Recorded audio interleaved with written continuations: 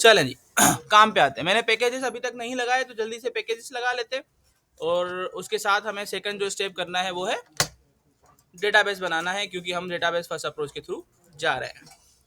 आगे पैकेजेस के अंदर, और मैं पैकेज इंस्टॉल कर लेता हूँ जल्दी से। आप सबको पता है यहाँ पे 3 पैकेजेस होते हैं जो हमें लगाने होते हैं। अच्छा, एक और चीज मैं बताना भूल गया यहाँ पे बोर्ड पे, कि जो हम 3 पैकेजेस लगाते हैं उसमें से एक पैकेज अगर आप स्किप करना चाहें तब भी काम हो जाएगा। और वो पैकेज कौन सा होगा? वो पैकेज होगा डिजाइन वाला, क्योंकि डिजाइन वाले पैकेज के साथ वो जब हम माइग्रेशन की कमांड लगाते हैं कोड फर्स्ट अप्रोच के अंदर, तो वो डिजाइन कर रहा होता है आपका डेटाबेस और टेबल। समझ आ रही बात? तो यहाँ पे तो हम डेटाबेस और टेबल इसको खुद बना के देंगे, तो वो अगर आप नहीं भी लगाएंगे तब भी काम हो जाएगा। तो आते हैं, यहाँ पे मैंने एसक्यूएल सर्वर लगाया जी। स्क्रीन शेयर नहीं हो रही, दोनों में शेयर नहीं हो रही। ठीक है, दोबारा कर रहा हूँ। नेट कनेक्टेड है? आ गई? नहीं आई तो आगे आ जाओ, क्लास लेक्चर के बाद वहां चले जाना पीछे। ठीक है, तो यहाँ पे आके मैंने कर दिया इसको इंस्टॉल, एसक्यूएल सर्वर को। और एसक्यूएल सर्वर के बाद हम इंस्टॉल कर रहे हैं टूल्स को जी। नहीं भी करोगे तब भी काम हो जाएगा, क्योंकि कोड फर्स्ट अप्रोच के थ्रू जा रहे हैं। पर अभी आपको जी, सॉरी, डेटाबेस फर्स्ट अप्रोच के थ्रू जा रहे हैं हम। ठीक है, तो डिजाइन अगर आप नहीं भी करेंगे तब भी काम हो जाएगा, सही है। पर अगर आपको लग रहा है तो एहतियातन आप कर लो, वैसे फर्क तो नहीं पड़ेगा। ठीक है, वैसे ये हमारे पास 3 तो रिक्वायर्ड ही होते हैं कि अगर आपको डेटाबेस कनेक्टिविटी करनी है तो ये करना पड़ेगा। तो भाई फर्स्ट स्टेप हमारा खत्म हो गया, हमारी पैकेजेस जो है वो तीनों इंस्टॉल हो चुके हैं। आते हैं एसक्यूएल सर्वर के अंदर और जल्दी से एक डेटाबेस बना लेते हैं भाई। चले जी, डेटाबेस बनाने की कमांड्स आपको याद होंगी, एसक्यूएल सर्वर तो आपने पढ़ा है। ठीक है, तो भाई करते हैं क्रिएट डेटाबेस। डेटाबेस बनाओ, डेटाबेस का नाम रखेंगे डेटाबेस फर्स्ट।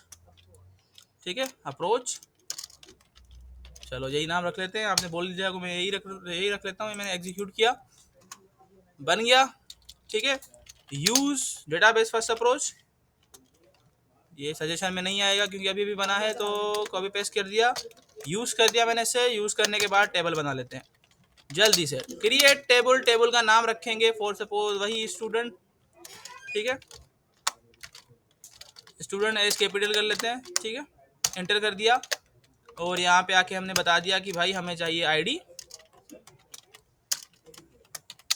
इंटीजर, प्राइमरी की, आइडेंटिटी 1,1। ठीक है, और उसके बाद मुझे स्टूडेंट का नेम चाहिए तो नेम लगा दिया। नेम होगा वॉर कैरेक्टर का तो वॉर कैरेक्टर लगा दिया। मैंने बता दिया 150 साइज, और नोट नल खैर है उसका नहीं लगाते। ठीक है, उसके बाद एज लगा दे, एज को यहाँ पे मैं इंटीजर कर देता हूँ। ठीक है, कॉमा, और उसके बाद आखिरी सिटी लगा लेते हैं, वही पुराना वाला जो हमने एग्जाम्पल लिया था। सिर्फ हमें कोड फर्स्ट अप्रोच को देखना है कि वो किस तरीके से काम करती है। एग्जीक्यूट, तो डेटाबेस और टेबल दोनों बन गई। दूसरा स्टेप क्लियर है। तीसरा स्टेप है आपको लगानी है एक बड़ी कमांड। कमांड बहुत ज्यादा बड़ी है, पूरी कनेक्शन स्ट्रिंग उसमें लिखनी पड़ती है। इसके फोर्ट की कमांड है, नोट करना लाजिम है। तो कमांड नोट करना बेटा जरूरी है, ध्यान देना। मैं पहले तो डेटाबेस देख लूँ, मेरा डेटाबेस सही से मुझे मिल गया या नहीं मिला। तो क्या नाम रखा था? डीबी अप्रोच, डीएफ अप्रोच, ये रहा, मिल गया। और इसके अंदर टेबल चेक कर लेते हैं, हमारी जो अभी हमने बनाई है वो बन गई या नहीं बनी। और ये देखो बन गई स्टूडेंट्स। क्लियर हो गया। अब आते हैं, हमें कमांड लगानी है। कमांड बहुत ज़्यादा बड़ी है, और कमांड कहाँ पे लगेगी? ये लगेगी टूल्स के अंदर, नगेट पैकेज मैनेजर के अंदर, और कंसोल में, जहाँ पे आप माइग्रेशन वाली कमांड लगाते हैं भाई। अच्छा, कमांड में आपको सलाह दूंगा कि भाई नोटपैड खोल लें, कमांड नोटपैड पे लिख के पेस्ट करें तो बेहतर रहेगा। ठीक है, एक बार अगर आपको याद हो गई तो फिर तो मसला ही नहीं है, तो बेहतर है कि आप पहले इस पे लिख लें। सही है, तो मैं यहाँ पे नोटपैड यूज करूंगा, जिसमें मैं पूरी पहले कमांड लिखूंगा। एक बार जब लिख ली तो उसके बाद तो कॉपी पेस्ट करना है।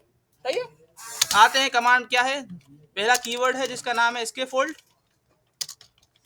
Minus dB. Scaffold minus connection string, इसमें इसका पार्ट है। वही कनेक्शन स्ट्रिंग पूरा लिखना पड़ेगा, पर उसके अलावा भी चीजें लिखनी पड़ेगी। वो क्या है मैं पूरी कमांड लिख लूँ, उसके बाद उसको समझाता हूँ कि क्या क्या चीज़ें, वैसे आप समझ भी जाएंगे। डबल कोटेशन में अंदर आपको पूरी कनेक्शन स्ट्रिंग लिखनी है, जो आप वहां पे लिखते थे ना, DBCS हम मोस्टली की लगाते थे, ठीक है भाई। तो बता दो भाई सर्वर कौन सा है, सर्वर इज इक्वल टू, अब आपको पता है कि सर्वर का नाम कहाँ से आता है, जल्दी से चलते हैं SQL सर्वर के अंदर और यहाँ से सर्वर का नाम उठाते हैं।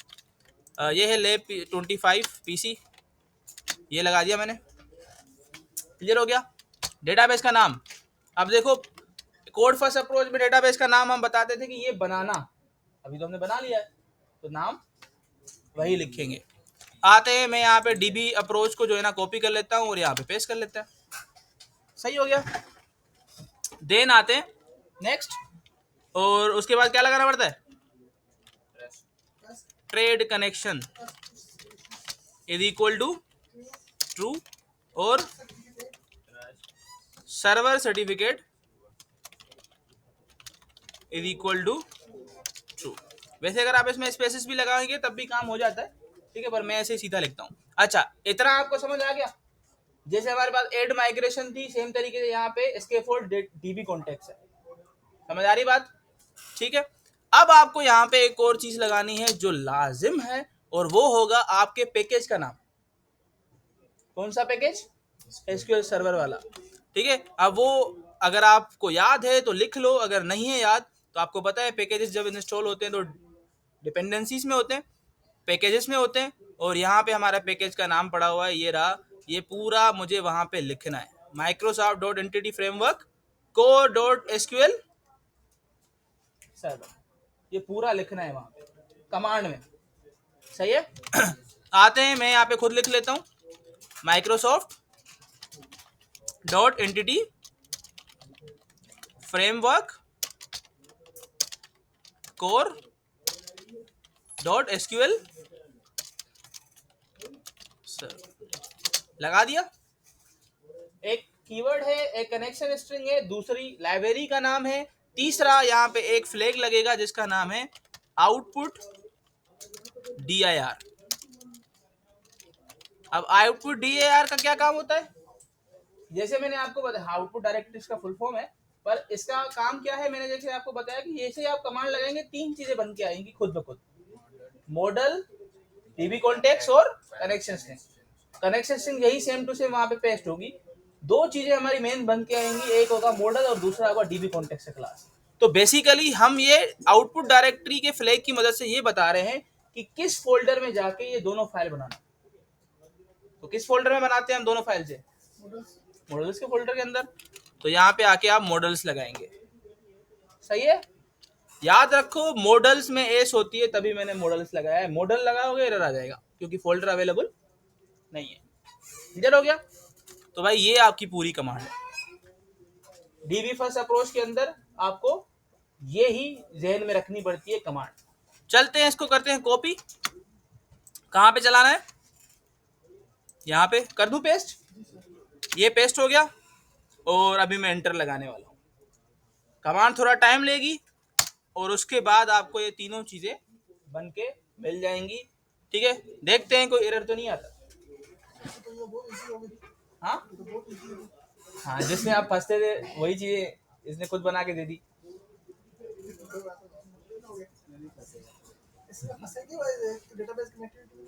अच्छा, यहाँ पे एक वार्निंग आ रही होती है, देखो येलो टेक्स्ट आ गई, इस वार्निंग को आप इग्नोर कर सकते हैं, बस एरर नहीं आए, ये याद रखो, ठीक है। काम हो गया, कमांड चल गई। अब आप चेक कर लो भाई, मॉडल्स के फोल्डर के अंदर आपको दो फोल्डर्स मिल जाएंगे, यहाँ पे चेक करो, दो फाइल्स मिल गए। मॉडल किस नाम से बनाया है इसने, स्टूडेंट, और DB कॉन्टेक्स्ट की फाइल का नाम, आपके डेटाबेस का नाम, आगे कॉन्टेक्स्ट डाल दिया है। बात समझ आ रही है।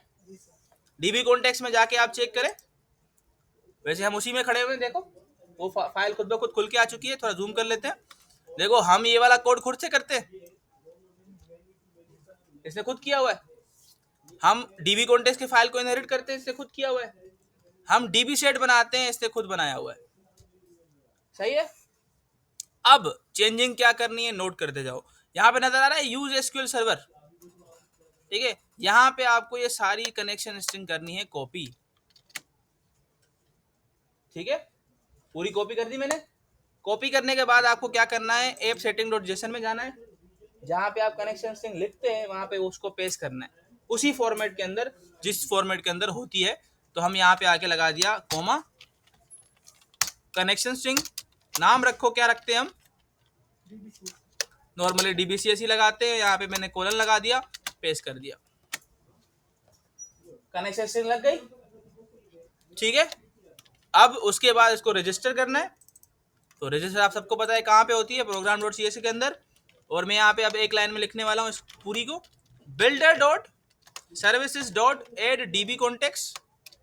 हमारे DB कॉन्टेक्स्ट का नाम है DF अप्रोच, ये आ गया ऊपर, एंटर कर दिया मैंने और लगा दिया ऑप्शंस, एंटर कर दिया। इसके ऊपर भी ऑप्शंस डॉट यूज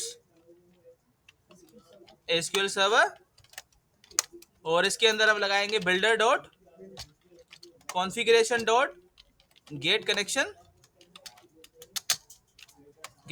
स्ट्रिंग। और हमारी कनेक्शन स्ट्रिंग का की है, क्या है की, DBCS। कनेक्शन स्ट्रिंग रजिस्टर हो गया, आपका काम हो गया, डेटाबेस कनेक्टिविटी हो चुकी है। इसको वेरीफाई करने का तरीका कोई नहीं है, अगर कमांड सही से चल गई इसके फोल्ड वाली, मतलब आपका डेटाबेस कनेक्ट हो गया है। अब आपको करना है काम अपना जो आप करना चाहते हैं। सही है, जल्दी से एक छोटी सी क्रड जो है ना करने की कोशिश करता हूँ मैं, सारी पूरी नहीं करूंगा मैं करूंगा क्रिएट, रीड और अपडेट। सही है, डिलीट और डिटेल तो सेम है, आपने की हुई है, सेव कर दिया। आते हैं और मैं यहाँ पे होम कंट्रोलर में ही करूंगा, लास्ट सेशन हमने नया कंट्रोलर यूज किया था, तो होम कंट्रोलर में आ गए। DBCS को यहाँ पे करना पड़ेगा रजिस्टर, जल्दी से कर लेते हैं, DBCS को नहीं सॉरी, अपने कॉन्टेक्स्ट की फाइल को। तो हमारी कॉन्टेक्स्ट की फाइल का नाम है DF अप्रोच, और उसका वेरिएबल का नाम रखते हैं फॉर सपोज कॉन्टेक्स्ट। ठीक है, और इसका रेफरेंस वेरिएबल बनाते हैं with the help of this command. ये बन गया आपका वेरिएबल, और वेरिएबल को हमने यहाँ पे सेट भी कर दिया। सही है, आते हैं, कॉपी किया मैंने इसे, और कॉपी करने के बाद यहाँ पे आके मैंने पेस्ट कर दिया। लगाते हैं क्रिएट और जल्दी से फॉर्म बना लेते हैं। सही है, एक बार मॉडल दिखा देता हूँ आपको मैं। मॉडल हम नॉर्मली मॉडल खुद बनाते हैं, और अब चेक करो आपने इसने स्टूडेंट के नाम का मॉडल बना दिया है, और मॉडल के अंदर इसने खुद ब खुद पहचान लिया कि भाई कितनी चीजें हैं, और हमने वहां पे 4 ही रखी थी। ऐसा ही है, तो भाई ये इसने खुद बना दिया, हमें बनाने की जरूरत नहीं है। आते हैं, राइट क्लिक किया मैंने इसके ऊपर, और इसके फोल्ड कर लेते हैं जल्दी से, और क्रिएट का एक जल्दी से फॉर्म बनवा लेते हैं। आगे रेदर व्यू पे, ऊपर रेदर व्यू के बाद सिलेक्ट करते हैं हमारा टेम्पलेट कौन सा है, क्रिएट का टेम्पलेट है। मॉडल का नाम सिलेक्ट कर लेते हैं, हमारे मॉडल का नाम स्टूडेंट है। DB कॉन्टेक्स्ट की फाइल का नाम सिलेक्ट कर लेते हैं, DB कॉन्टेक्स्ट की फाइल का नाम मुझे रखना है वही वाला जो हमने अभी बनाया हुआ है, और इसके फोल्ड। और क्रिएट का तो आपको याद होगा स्टेप्स क्या है, आपने मेथड बना लिया, उसका व्यू बना लिया, अब उसकी पोस्ट रिक्वेस्ट को हैंडल करना है, और डेटाबेस मॉडल से डेटा उठा के और डेटाबेस के अंदर ऐड कर देना है। 2 लाइन का कोड है, आपको आता है। ठीक है, वेट फॉर इसके फोल्डिंग हो गई, फॉर्म बन के आ गया, और फॉर्म में वही चीजें हैं जो हमारे पास अवेलेबल है। लास्ट सेशन हमने रेडियो बटन और उसके ऊपर काम किया था, आपको पता है कि उसको यहाँ पे चेंज करना पड़ता है। अब अभी मैं कोई चेंजिंग नहीं करना चाहता, मुझे यही चीज़ें चाहिए। सेव कर दिया, आते हैं उसके बाद वापस कंट्रोलर के अंदर, और इसकी पोस्ट रिक्वेस्ट भी हैंडल कर लेते हैं। आखिर में फॉर्म देखते हैं कि हो रहा है या नहीं हो रहा। तो पोस्ट कर दिया, पब्लिक आई एक्शन रिजल्ट क्रिएट, उसकी पोस्ट रिक्वेस्ट को हैंडल कर रहे हैं हम। जैसे ही फॉर्म सबमिट होगा तो वो क्या करेगा, पहले तो मॉडल से डेटा लेके आएगा, हमारे मॉडल का नाम है स्टूडेंट, और वेरिएबल का नाम डिसाइड कर लो जिसमें डेटा आएगी। मैंने यहाँ पे रख दिया फॉर सपोज std। आते हैं यहाँ पे, मैंने कहा कि अगर इफ, वैसे कंडीशन लगाने की कोई खास जरूरत नहीं है, पर लगा लेते हैं कि अगर वो नॉट इक्वल टू नल है, अगर वो खाली नहीं है, फॉर्म से जो डेटा आ रही है अगर वो खाली नहीं है, तो क्या करो, this dot context dot table का नाम क्या था? स्टूडेंट्स डॉट ऐड, और क्या ऐड कर दो? जितनी भी डेटा मॉडल में आई है सारी की सारी क्या कर दो? ऐड कर दो डेटाबेस के अंदर। ऐड करने के बाद आपको क्या करना है? दिस डॉट सेव चेंज, जितनी भी चेंजेस हमने की है उसको क्या कर दो? सेव कर दो। और सेव करने के बाद हमें रिटर्न करके ले जाओ कहाँ पे? रीडायरेक्ट टू एक्शन, और यहाँ पे मैंने एक्शन लगाया इंडेक्स। जी बेटा, इफ ऐसे ही लगा दिया कि अगर फॉर्म सबमिट हो रहा है और वो खाली जा रहा है, ऐसे जरूरत नहीं है इसकी। ठीक है, बताया आपको, कोई खास जरूरत नहीं है, क्योंकि वो वैलिडेशन बाय डिफॉल्ट लग के आती है कि अगर आप कोई भी चीज नहीं लिखेंगे तो वो बताता है कि भाई इसके अंदर आपने डेटा डालना है। आते हैं इसको चला के देखते हैं डेटाबेस में डेटा जारी है नहीं जारी। तो यहाँ पे आके मैंने एग्जीक्यूट कर दिया इसे।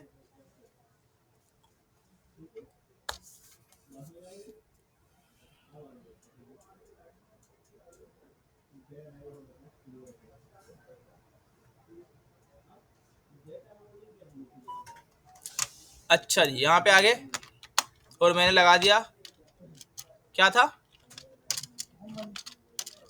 होम कंट्रोलर के अंदर कौन सा मेथड चलाना है? क्रिएट, क्योंकि मैंने ने बार के अंदर उसको नहीं लिखा तो हमें ये खुद से लिखना पड़ेगा। फॉर्म हमारा सही से आ चुका है। नाम डिसाइड कर लेते हैं कि किसका नाम लगाना है। हमारे पास ऑप्शन में शकीरा है, शेरियार लगा लेते हैं, कोई मसला नहीं है। 25 और यहाँ पे सिटी लगा लेते हैं। देखते हैं कोई एरर तो नहीं आता। ठीक है, मैंने इंसर्ट कर दिया है डेटाबेस में से डेटा। क्या हुआ? हो गया डेटा इंसर्ट, क्योंकि हमने रीडायरेक्ट करवा लिया था और हमारा डेटा जो है हमें मिल चुका होगा। देख लेते हैं सिलेक्ट करके कि भाई डेटा सही से मिला या नहीं मिला। सिलेक्ट शेरिक फ्रॉम, टेबल का नाम क्या था? चेक कर लो। क्लियर हो गया? सही है। अच्छा, क्रेड तो आपको आती है, आज थोड़ा उसको थोड़ा सा चेंज करते। सही है, चेंज ये होगी कि अभी तक जो है ना हमने ये नहीं सीखा कि अगर हम डेटा डाल रहे हैं, फॉर्म में डेटा अगर जा रही है, और अगर मैं फॉर्म को बिना सबमिट के क्लिक कर रहा हूं तो क्या होगा?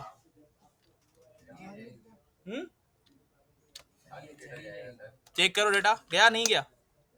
सारा का सारा डेटा चला गया। ठीक है, नहीं हुआ ना, नहीं लगाया हमने, कुछ भी नहीं लगाया। ठीक है, तो कहने का मकसद ये है कि अगर आप कुछ भी नहीं डालेंगे तो डेटा नल चला जाता है। सही है, उसके ऊपर रिस्ट्रिक्शन लगाने के लिए हम क्या कर रहे होते हैं, ध्यान देना बेटा। हम मॉडल के अंदर, मैं प्रोजेक्ट को बंद कर रहा हूँ, यहाँ बंद नहीं करते, छोड़ते। हम यहाँ पे लगा रहे होते हैं हर चीज, हर के ऊपर एक चीज जिसे हम बोलते हैं रिक्वायर्ड। ये आ गया रिक्वायर्ड। ठीक है, कॉपी किया मैंने और सबके ऊपर मैंने रिक्वायर्ड लगा दिया। तो इस रिक्वायर्ड की मदद से क्या होता है कि जब तक इसको ये चीजें नहीं मिलती है, एरर शेयर कर रहा होता है। सही है, और सेव कर दिया मैंने इसको। अब आपको याद होगा जब हम बनाते थे आईडी तो उसके ऊपर एक फ्लैग लगाते थे आईडी का, ओ की का, सॉरी। तो की का जो फ्लैग हम यहाँ पे क्यों नहीं लगा रहे? क्योंकि हमने नहीं बनाया, हम वो की इसीलिए लगा रहे होते थे क्योंकि हम माइग्रेशन बनाए तो उसको पता लग जाए कि ये क्या है, प्राइमरी की है। हाँ, ईमेल की अगर आपको वैलिडेशन करनी है तो आपको ईमेल के लिए, ईमेल नहीं है मेरे पास अवेलेबल, पर आपको बता देता हूँ। यहाँ पे आपके पास ईमेल का जो है ना एक फ्लैग नोटेशन है। ठीक है, पासवर्ड के लिए हम लगा रहे होते हैं एक और चीज जिसका नाम है, हम यहाँ पे लगा रहे होते हैं डेटा टाइप, और डेटा टाइप की ब्रैकेट के अंदर data type dot, data type dot password. समझ आ रही बात? वक्त के साथ ये सारी चीजें इस्तेमाल करनी है। बेसिकली मैं ये बताना चाहता हूँ आपको, ये तो मैंने हटा दिया।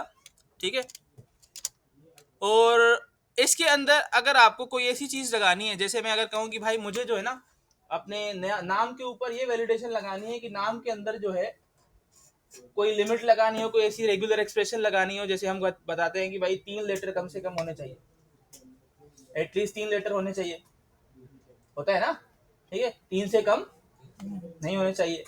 तो इस किस्म की वैलिडेशन लगाने के लिए आपको यहाँ पे लगाना पड़ता है रेगुलर एक्सप्रेशन।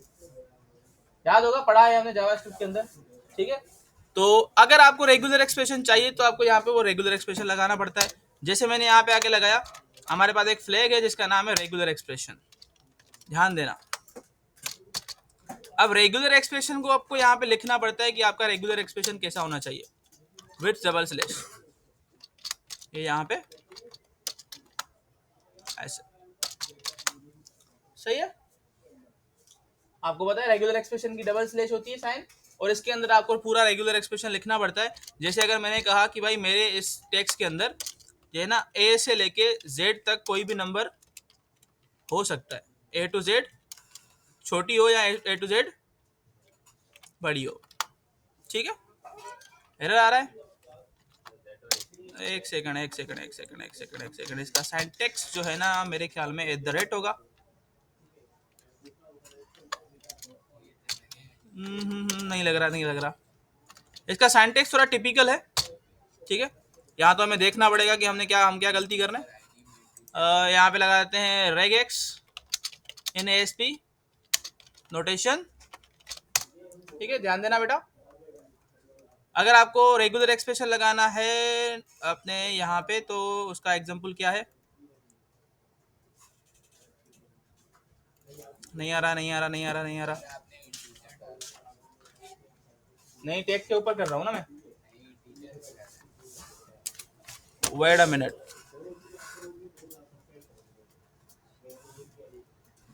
अच्छा फजल का वो है ना, बैकअप है ना, सही है, ओके जी। अच्छा यहाँ पे चेक करें, ये गलती है, देखो क्या था, आगे @ लगानी है डबल कोटेशन के बाहर, और उसके अंदर आपको ये करना है, तो मैं गलत कर रहा हूँ देखो। तो यहाँ पे आके पहले तो मैं इसको हटा दूं, @ लगाया, डबल कोटेशन लगाई, और डबल कोटेशन के अंदर मैं यहाँ पे बता रहा हूँ कि भाई ए से लेके जेड तक कोई भी नंबर, जेड से लेके ए तक भी कोई भी नंबर, और इसकी हमें क्या चाहिए, लिमिट लगानी है कि वो कम से कम 3 और ज्यादा से ज्यादा वो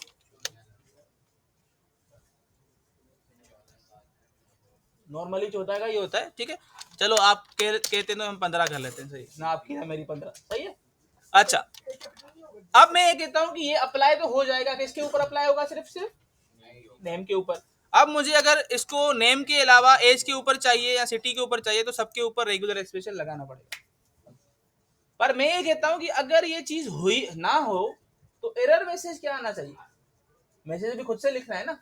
तो एरर मैसेज लगाने के लिए आपके पास यहाँ पे कोमा लगाएंगे डबल कोटेशन के अंदर, हमारे पास एक मेथड होता है जिसका नाम है error message, equal to double quotation में आप मैसेज बताएंगे, मतलब इसको आप ऐसे कह सकते हैं, आप अपना कस्टम मैसेज भी बता सकते हैं कि भाई ये चीज क्या करनी है, लगानी है, जब ये चीज आपकी ये रिक्वायरमेंट आपकी, ये रेगुलर एक्सप्रेशन अगर फॉल्स होती है तो मैंने कहा कि भाई नेम मस्ट बी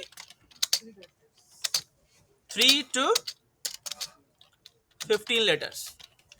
कितना बड़ा मैसेज आ गया, सही है। इस तरीके से आप रेगुलर एक्सप्रेशन बनवा के यहाँ पे पेस्ट कर सकते हैं, या अगर आपको रेगुलर एक्सप्रेशन सही तरीके से आते हैं तो लिख लो अपना रेगुलर एक्सप्रेशन। जैसे अब मैंने लगा दिया कि भाई ए से लेके जेड तक कोई भी नंबर, अच्छा जेड मैंने यहाँ पे स्मॉल लगाई है, कैपिटल लगानी है, गलती है ये भी। तो भाई स्मॉल हो या नहीं, रेगुलर एक्सप्रेशन के अंदर आपको स्पेस देने की जरूरत नहीं होती, आप आखिर में या बीच में स्पेस लगा सकते हैं कि भाई कहीं पे बीच में, अगर नाम के बीच में अगर स्पेस हो तब भी ठीक है, वैसे फर्क नहीं पड़ता। सेव किया और ट्राई करते हैं इसको, मैं हॉट रिलोड कर दिया इसको। अब चेक करते हैं कि काम हो रहा है या नहीं हो रहा। आ गए हम अपने डेटाबेस के ऊपर, ओ सॉरी वेब के ऊपर, और यहाँ पे मैंने लगा दिया होम और क्रिएट। अब ध्यान देना, अगर मैंने इसके अंदर नाम कम दिया, सपोज मैंने यहाँ पे 2 लेटर दे दिया और नीचे आ गया, ये तो नहीं हुआ सर, आपने आईडी पे लगाया हुआ है, मैं ये आईडी पे ना भाई, नंबर पे टेक्स्ट पे लगाया हुआ है। अच्छा इसको ऐड करके देखते हैं काम हो रहा है या नहीं हो रहा, और यहाँ पे आके मैंने कर दिया क्रिएट, ये तो गया, कोटेशन के बाद डॉलर का साइन भी लगेगा, ये तो गया कोटेशन के बाद डॉलर का साइन भी वो तो हम स्टार्टिंग और एंडिंग बता रहे होते हैं ना, एंडिंग नहीं बताई ना, तो स्टार्टिंग ही बताई। वो तो स्टार्ट रेगुलर एक्सप्रेशन ऐसे होना चाहिए, ये भी नहीं रेगुलर एक्सप्रेशन अप्लाई नहीं हो रहा बेटा। वो इसके लिए हम रेगुलर एक्सप्रेशन अगर आपने सही से पढ़ा हो तो आपको याद होगा कि हम पहले कैप साइन देते हैं और डॉलर साइन देते हैं। उससे हम क्या बता रहे होते हैं कि यहाँ से लेके यहाँ तक तो डॉलर एंड भी आता है ना, तो यहाँ पे आके मैंने डॉलर लगा दिया, चलो ये मैंने यहाँ पे आके कैप साइन लगा दी, पर इसका मसला नहीं है, ठीक है, इसका मसला नहीं है, वो यूज नहीं हो रहा।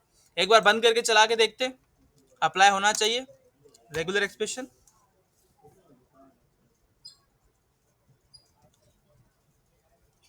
दोबारा चला लिया मैंने, होम क्रिएट, और ये मैंने 2 लेटर लगाए, आ गया ना, देखो ठीक है, आ गया। तो भाई इस तरीके से आप कस्टम मैसेज इस पे लगा सकते हैं। तो अब जब तक मैं इसको 3 कम से कम लेटर नहीं दूंगा तब तक ये एक्सेप्ट नहीं करेगा। तो यहाँ पे आके ट्राई करते हैं। फॉर सपोज यहाँ पे आके मैंने लगाया साकिब इलियास, ठीक है, और यहाँ पे अब देखो 15 से मेरे ख्याल में कम है ना, तो कुछ बढ़ा के देखते हैं। ये देखो आ गया, तो मैंने इसको कम कर दिया, हो गया सेट। बातें समझ आ रही है? और उसके बाद अगर मैंने नंबर को खाली छोड़ा, नीचे आ गए, देखो आ गया रिक्वायर्ड, ये रिक्वायर्ड की फ्लैग की वजह से है। तो कहने का मकसद ये है कि आप अपने हिसाब से यहाँ पे कोई भी रिक्वायरमेंट दे सकते हैं, कोई भी अगर आपको रेगुलर एक्सप्रेशन लगाना है तो आप लगा सकते हैं। अब अगर आप इसको खाली सबमिट करेंगे तो नहीं जाएगा, सही है? क्यों? क्योंकि आपने रिक्वायर्ड बता दिया है। और रिक्वायर्ड का अगर आपने कस्टम मैसेज डालना है तो आप यहाँ पे आके कस्टम मैसेज लगा सकते हैं with the help of this error message, ठीक है। इसके ब्रैकेट डालनी पड़ेगी और ब्रैकेट के अंदर एरर मैसेज लगता है, ये आ गया। और यहाँ पे आप मैसेज अपना भी बता सकते हैं कि भाई दिस फीस इज रिक्वायर्ड नहीं आना चाहिए, ये आना चाहिए, आप अपने हिसाब से दे सकते हैं। हर किसी को अलग अलग देना पड़ेगा फिर। तो बेटा बात समझ आई कि रिक्वायरमेंट कैसे लगाते हैं। अब आते हैं, सिलेक्ट कर लेते हैं इसको, आ गए क्रिएट के अंदर, प्रोजेक्ट बंद कर लेता हूँ मैं, और इंडेक्स को उड़ा देते हैं और इंडेक्स के अंदर टेबल बनवा लेते हैं, सही है? क्योंकि ग्रेड आपको आती है कि आपको पता है कि अगर आपने मेथड का नाम चेंज किया तो फिर चेंजिंग करनी पड़ती है, वहाँ पे जाके भी टाइम बचाते हैं हम। सिर्फ डीबी फर्स्ट अप्रोच को देखने वाले हैं आज सिर्फ। तो यहाँ पे आके मैंने पहले तो इंडेक्स को उड़ा दिया, सही है, और इंडेक्स को उड़ा के मैंने कर दिया कि भाई इंडेक्स का मेथड जो है वो अपने साथ डेटा लेके जाएगा। वेरिएबल का नाम रखते हैं स्टूडेंट, और इज इक्वल करके मैंने कहा कि दिस डॉट डीबी कॉन्टेक्स्ट रखा था वेरिएबल का नाम, dot students dot to list, सही है। डेटा आ जाएगी हमारे वेरिएबल के अंदर, और हमने कहा कि भाई स्टूडेंट अपने साथ लेके जाएगा ये व्यू। अब जब हम इसको बनाएंगे और टेम्पलेट यूज करेंगे लिस्ट वाला, तो आप सबको पता है कि क्या बन के आएगा, एक टेबल बन के आएगी, और टेबल के अंदर हमारी डेटा फेच हुई हुई होगी, सही है। तो उम्मीद है डीबी कॉन्टेक्स्ट समझ आ गया होगा बेटा, डेटाबेस फर्स्ट अप्रोच समझ आ गया होगा आपको कि भाई डेटाबेस फर्स्ट अप्रोच के थ्रू आप किस तरीके से काम कर रहे होते हैं। वही सेम तरीका है, बस डेटाबेस कनेक्टिविटी करनी है तो या तो कोड फर्स्ट अप्रोच के थ्रू जाएंगे आप, या तो आप जाएंगे डेटाबेस। अब बात करते हैं मसले की। अब देखो, अभी हमने देखो रेगुलर एक्सप्रेशन यूज किया। अब मेरी वर्डिंग को समझने की कोशिश करना कि डेटाबेस फर्स्ट अप्रोच क्यों और कोड फर्स्ट अप्रोच क्यों। अभी हमने रेगुलर एक्सप्रेशन यूज किया, रिक्वायर्ड वगैरह लगा दिया, सब काम हो गया। अब अगर कोई लंबे प्रोजेक्ट के अंदर सोचो, अगर कोई बड़ा प्रोजेक्ट है जिसके अंदर 4, 5, 8 टेबल्स है, सही है, और आपने एक सिस्टम से दूसरे सिस्टम में उसको चेंज करना है, तो आपको दोबारा इसके फोल्डिंग की कमांड लगानी पड़ेगी। तो वो क्या करेगा, मॉडल सारे के सारे दोबारा बनाएगा। जब वो दोबारा बनाएगा तो वो रिक्वायर्ड वगैरह पूरा हट जाता है, नहीं हटेगा। सोचो, लगा ही नहीं रहा जब, तो हटेगा क्यों नहीं, सही है। और उसके अलावा ये भी मसला होता है कि अगर आप एक प्रोजेक्ट के ऊपर काम कर रहे हैं और आप डेटाबेस फर्स्ट अप्रोच के थ्रू जा रहे हैं, एक आपने टेबल बना दी, उसके बाद जब दूसरी टेबल बनाते हैं, ध्यान देना, जब दूसरी टेबल आप बना रहे होते हैं तो पूरे मॉडल के अंदर दोबारा चेंजिंग हो जाती है। मतलब वो क्या करता है, जो एग्जिस्टिंग मॉडल्स होते हैं उनको उड़ा देता है और दोबारा उनको भी बनाता है। मतलब छोटा प्रोजेक्ट हुआ ऐसे, उसके लिए एक सही है, एक छोटी सी 1-2 ग्रेड करनी है, खैर है, डेटाबेस फर्स्ट अप्रोच के थ्रू जाओ, नहीं तो कोड फर्स्ट अप्रोच। क्योंकि कोड फर्स्ट अप्रोच के थ्रू ये होता है कि आपको हर चीज के ऊपर अपनी एक इख्तियारात होता है आपको कि भाई अब मॉडल में ये चीजें मैं रख दिया है तो रख दिया मैंने, डीबी कॉन्टेक्स्ट मैंने इस तरीके से बनाया तो इस तरीके से ही होगा। सारी चीजें के ऊपर आपको इख्तियार होता है जब आप कोड फर्स्ट अप्रोच के थ्रू जा रहे होते हैं। तो ठीक है, ये हमारी टेबल जो है बन चुकी है फाइनल। इसको देख लेते हैं, उसके बाद जो है इसकी मदद से आप एक पूरी क्रेड के ऊपर प्रैक्टिस करेंगे, सही है। व्यू कर लो। वैसे हमारा बीच वाला एक नल वाला आएगा, है ना, जिसमें हमारा खाली डेटा गया था। ये क्या हुआ, ये चेक कर रहे हो क्या मसला है? कह रहा है data is null, this method is proper, this proper method और property can not be null value. अब ये सोचो क्या एरर दे रहा होगा? जो नल वाली रो गई है ना, वो जब आ रही है तो मॉडल खाली आ रहा है, तो उसको ये एरर मिल रहा है। समझ आ रही बात? तो भाई पूरी की पूरी रो खाली है, तो इसको हमें क्या करना पड़ेगा? इसको चलाने से पहले उस रो को उड़ाना पड़ेगा। ये मसले भी आते हैं बेटा, अच्छा हुआ देखो मसले आ रहे हैं तो आप सीख रहे हैं। तो यहाँ पे आके मैंने कहा delete from students where id is equal to, उड़ा दो भाई। और अब चेक कर लो, अब एरर आना चाहिए, आते हैं, नहीं आएगा बेटा। तो वो तो फॉर्म दे रहा था ना, अभी तो हम फेच कर रहे हैं। आते हैं तो चलाते हैं इसको।